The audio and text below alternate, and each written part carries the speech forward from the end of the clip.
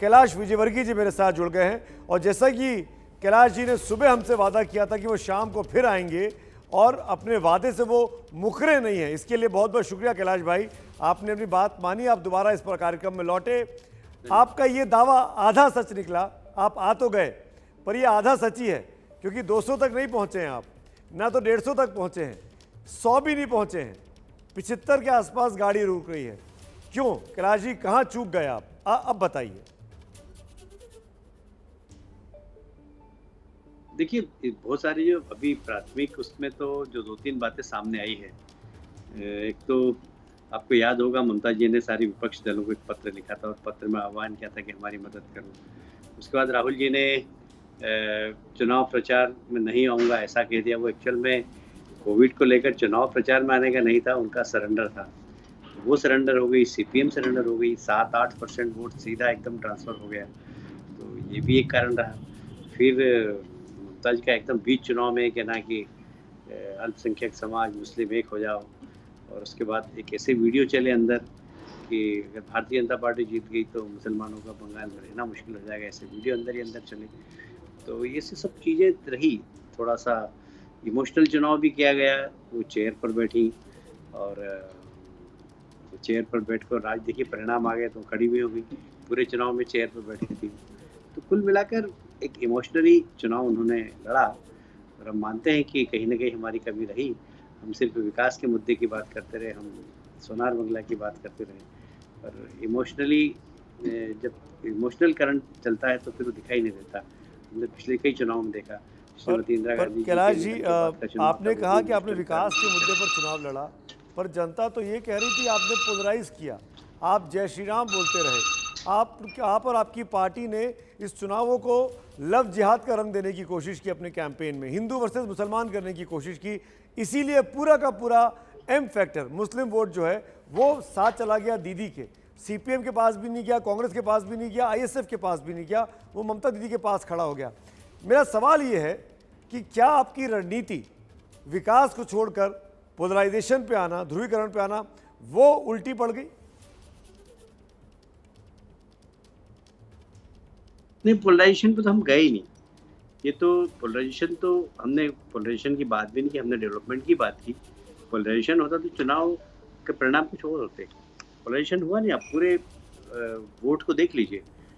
Polarisation बल्कि polarisation अल्पसंख्यक समाज में हुआ, हिंदू समाज पोलराइज नहीं हुआ, और इसलिए पोलराइजेशन की हमने कोशिश भी नहीं की, और पोलराइजेशन हुआ भी नहीं वहाँ पर।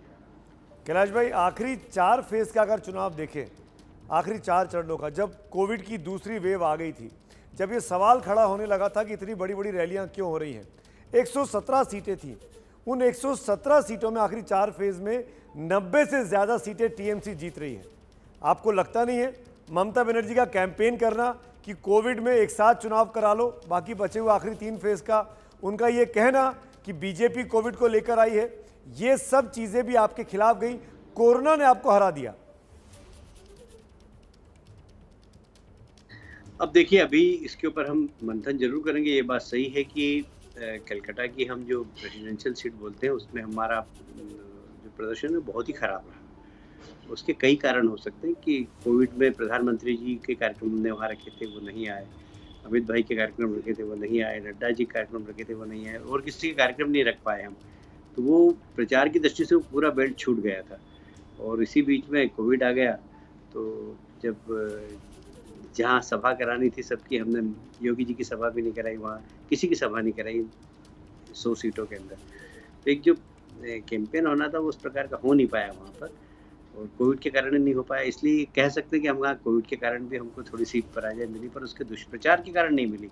दूसरा एक ये भी हमने देखा है, अर्बन एरिया के अंदर आपने देखा होगा पोलिंग कम हो, तो हमारे कई कार्यकर्ताओं ने बताया कि हम तो वोट डाल के आए पर हमारे पेरेंट्स नहीं आए, कोविड के कारण बाहर नहीं निकले वो। तो हमारे ही मतदाता, हमने देखे कि हमारे जो बेल्ट थे, middle class, upper middle class, वहाँ पोलिंग परसेंट 35 से 40% है, तो वो भी हमारा नुकसान हुआ है। तो ऐसे बहुत सारी बातें तो हैं आपकी इलेक्टोरल मशीनरी, आरएसएस का संगठन, आरएसएस के कार्यकर्ता, स्वयंसेवक, ये सब लोगों को मोटिवेट नहीं कर पाए घरों से बाहर निकलने के लिए, आप मान रहे हैं? नहीं, आरएसएस की कार्यकर्ता ने मुझे बताया कि मैं तो वोट डालने आ गया, पर मेरे मम्मी पापा भी नहीं आए और दादा दादी भी नहीं आए। बोले वो कोई उन्हें बाहर नहीं निकलते। तो जब ऐसा है कि जब आदमी को खुद की अपनी सुरक्षा की बात आती है, तो फिर कई बार ऐसे परिणाम आ जाते हैं। इसलिए हम इस हार को स्वीकार कर रहे हैं। मैं तो अटल जी की 4 लाइन सुबह से याद कर रहा हूँ कि क्या हार में, क्या जीत में, किंचित नहीं भयभीत में, कर्तव्य पथ पर जो भी मिला, ये भी सही और वो भी सही। हमें मिला है, हम 3 पे थे पिछली विधानसभा में, आज 70 प्लस पर आए हैं, अधिकृत विपक्ष के रूप में आए हैं। आज 2 पार्टी रह गई है, बाकी पार्टी दिखाई नहीं दे रही है। मतलब हमारा एक स्थान पश्चिम बंगाल के अंदर हो गया कि हम एक अधिकृत पार्टी जो विपक्ष में अधिकृत रूप से बैठेगी, वहाँ न कांग्रेस है, न वामपंथ है, सब साफ हो गए। तो एक स्पेस हमने प्राप्त किया है और 3 से 74 प्लस और जनता ने हमें अधिकृत विपक्षी पार्टी बनाकर भेजा है। तो हम तो जनता के मैंडेट को स्वीकार करते हैं और हम कैलाश जी, जिस रचनात्मक तरीके रूप से से विपक्ष की तमाम भूमिका अदा करके जहाँ भी ममता जी के पोस्टर सहयोग की आवश्यकता का होगी वो का करेंगे। प्रिडिक्शन गलत निकला कैलाश जी। किसी ने भी नहीं कहा था कि ममता बनर्जी 211 के ऊपर निकल जाएंगी। जो जिता भी रहे थे वो ममता बनर्जी को 160, 70, 80 तक सीटें दे रहे थे। मैं ये कहना चाहता हूँ, क्या जिस तरीके से तमाम राजनीतिक पंडितों का प्रिडिक्शन गलत निकला, वैसे बीजेपी का भी गलत निकला? आपको लगा एंटी इनकम्बेंसी है, आपको लगा कि भाई भतीजावाद है, वहाँ पर आप इनकैश कर सकते हैं, जबकि ममता तो पॉपुलर हो गई थी। 19 के मुकाबले जबरदस्त गेन किया उन्होंने 21 में।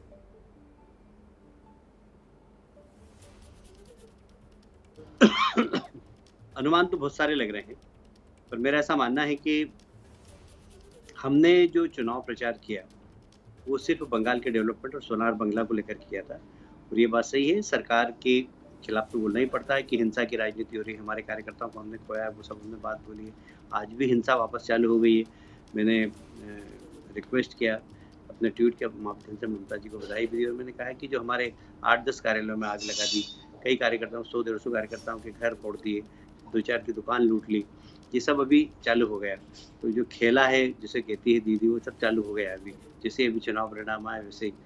तो मैंने आग्रह भी किया कि कम से कम जीत का जश्न मनाएं आप, पर ऐसा अनुशासनहीनता नहीं करें, अराजकता नहीं फैलाएं, ये रिक्वेस्ट किया।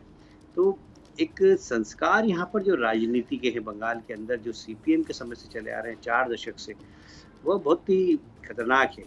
और हम चाहते थे कि हिंसा की राजनीति समाप्त हो, हम चाहते थे कि आतंक की राजनीति समाप्त हो, और दुर्भाग्य से आतंक की राजनीति और हिंसा की राजनीति है।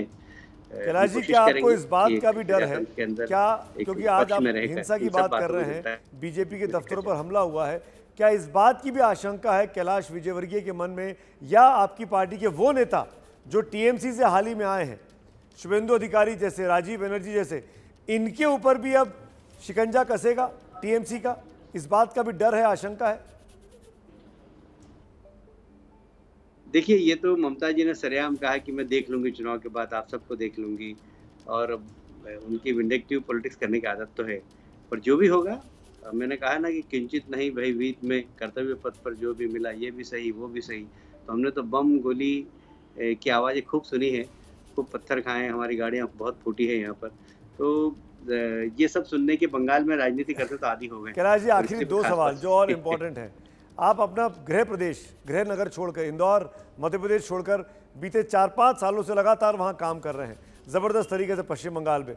आज आपकी परीक्षा का नतीजा आ गया है, अभी आप यहीं रुकेंगे एग्जामिनेशन सेंटर में, या वापस अपने प्रदेश लौटना चाहेंगे, राष्ट्रीय राजनीति में कुछ और काम करना चाहेंगे?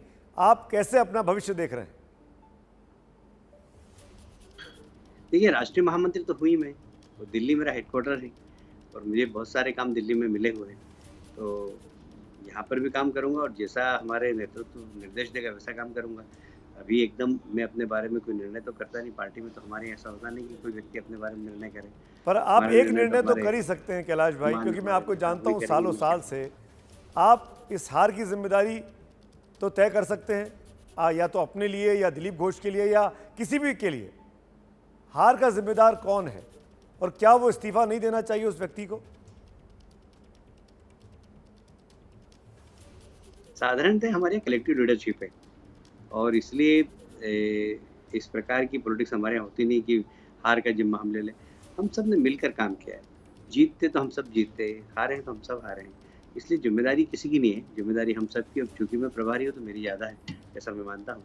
और इसलिए कम से कम भारतीय जनता पार्टी में ऐसा नहीं होता है कि मैं जिम्मेदारी लेता हूँ और मैं इस्तीफा दे देता हूँ। साधारणतः ये नौटंकी लगती है, क्योंकि हमारी कलेक्टिव लीडरशिप है, सबने काम किया, सबने मेहनत से काम किया, लगन से काम किया और जो भी प्लान बनाया हमने बैठ के प्लान बनाया जी। और इसलिए हम सबकी ही जवाबदारी है वो। जी और कैलाश भाई, इसलिए मैं उसको बहुत ज़्यादा ऐसा इमोशनली नहीं लेता हूँ, इसको खिलाड़ी भावना से लेता हूँ। चलिए, खिलाड़ी भावना से लेते हैं। हमारी शुभकामनाएं हैं आपके लिए, आने वाले भविष्य के प्रोजेक्ट्स के लिए। जो भी आपको टास्क दिया जाए, आप अच्छे टास्क मास्टर हैं, लेकिन ये बार चुनाव आपके साथ नहीं गया। हमारी शुभकामनाएं आपके राजनीतिक भविष्य के लिए। और भारतीय जनता पार्टी में, जैसा कि कैलाश विजयवर्गीय ने साफ कहा कि हम इस्तीफे की ड्रामेबाजी राजनीति नहीं करते हैं, तो किसी के सर पर ठीकरा नहीं फूटने वाला। कैलाश विजयवर्गीय अपना काम करते रहेंगे, दिलीप घोष अपना काम करते रहेंगे, प्रधानमंत्री, गृह मंत्री, पार्टी अध्यक्ष, कहीं भी किसी के ऊपर ये ठीकरा नहीं फूटेगा, क्योंकि कलेक्टिव लीडरशिप में ये चुनाव हारा है। अगर कलेक्टिव है तो फिर इस्तीफे भी सबके होने चाहिए, जो कि आसान नहीं है इतना बड़ा फैसला लेना।